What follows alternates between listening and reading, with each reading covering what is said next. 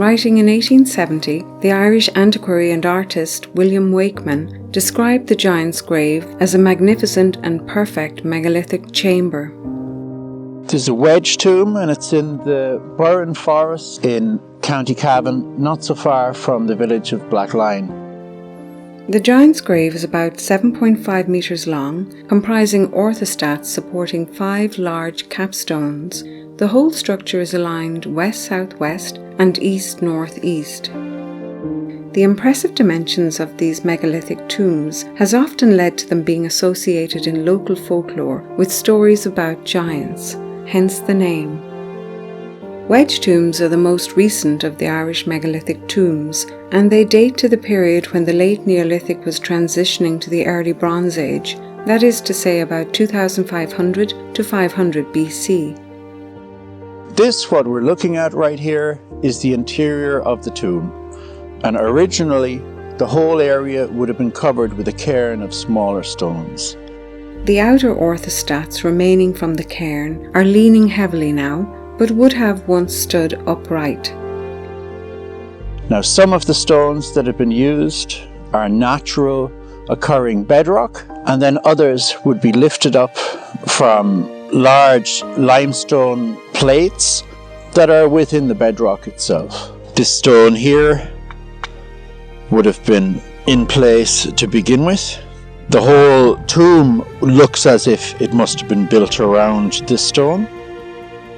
This is the entrance of the tomb, and this faces to the southwest. The entrance stones themselves are remarkable for their size and for the uniformity of their shape when compared to the other stones comprising the tomb. Between these stones you can see this other stone inside, which is not connected to the capstone. This type of a tomb would have been accessed many times over hundreds of years. So perhaps they moved this stone in order to get in to the interior of the tomb.